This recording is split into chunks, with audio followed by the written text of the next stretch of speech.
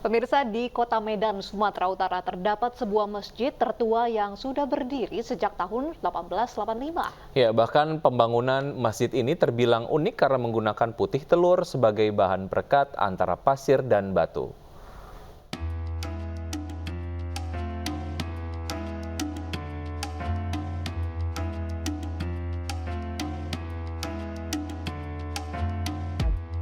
Terletak di kawasan Jalan Asam Kumbang, Medan, Sumatera Utara.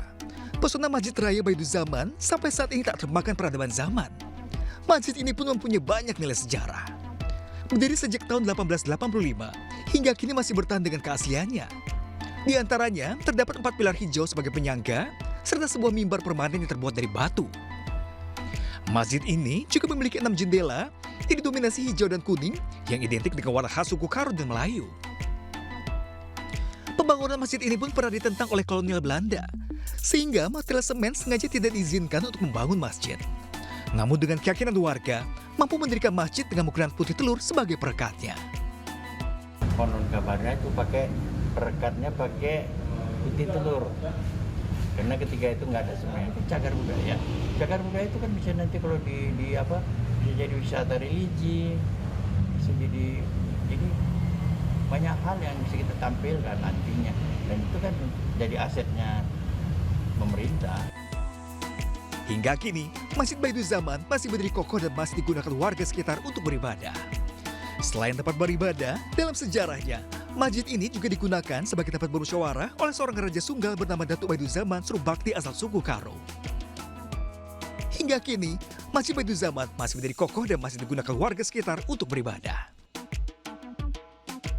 Dari Medan, Sumatera Utara, Ahmad Rifan Nasution, iNews melaporkan. Atraksi barongsai menyemarakan pasar Ramadan yang digelar di kampus Universitas Muhammadiyah Purwokerto. Ya, selain untuk memeriahkan pasar takjil, acara ini juga sebagai bentuk toleransi umat beragama.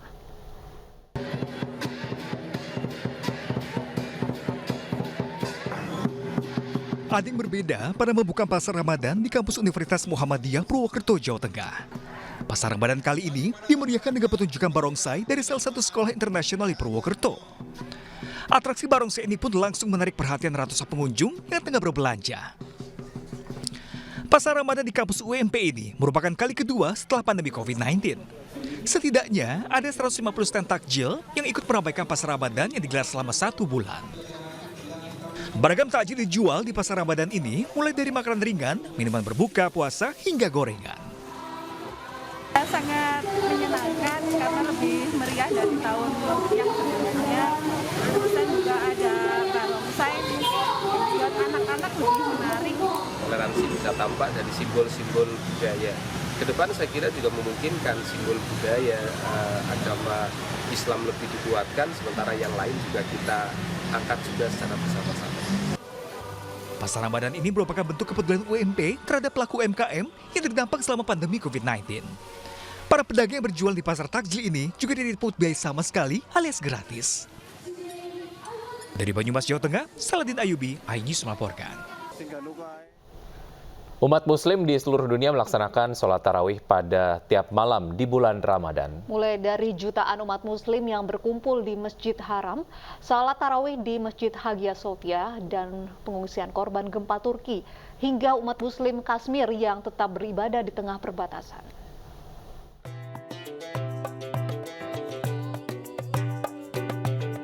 Jutaan jemaah dari penjuru dunia berkumpul di Masjidil Haram, Mekah, Arab Saudi untuk sholat tarawih di hari pertama Ramadan. Lebih dari 12.000 petugas dikerahkan untuk melayani jemaah.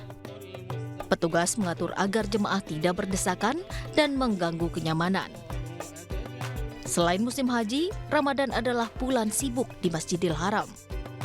Terlebih ada hadis yang berbunyi, jika Ramadan tiba berumrohlah saat itu, karena umroh Ramadan senilai dengan haji. Ribuan umat muslim memadati Masjid Hagia Sophia di Istanbul, Turki untuk mengikuti sholat tarawih pertama. Bagi umat muslim, Masjid Hagia Sophia menjadi masjid yang sangat bersejarah. Ini adalah bulan Ramadan kedua umat muslim Turki bisa sholat tarawih di Masjid Hagia Sophia.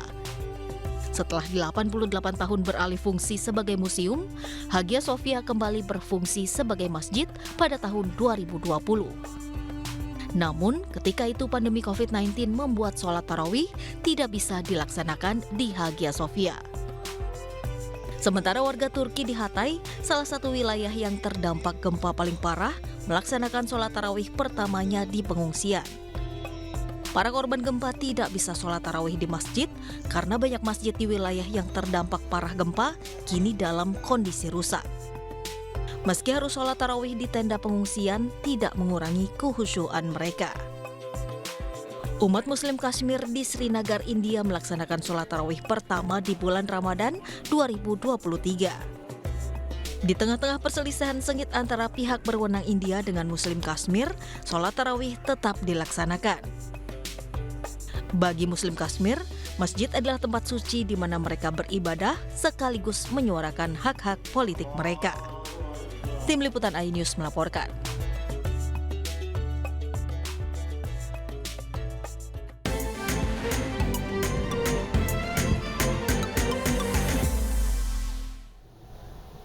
Pamer gaya hidup mewah PJ Bupati Bombana, Sulawesi Tenggara bersama sang istri viral di media sosial. Informasi selengkapnya usai jeda berikut, tetap bersama kami di iNews Siang.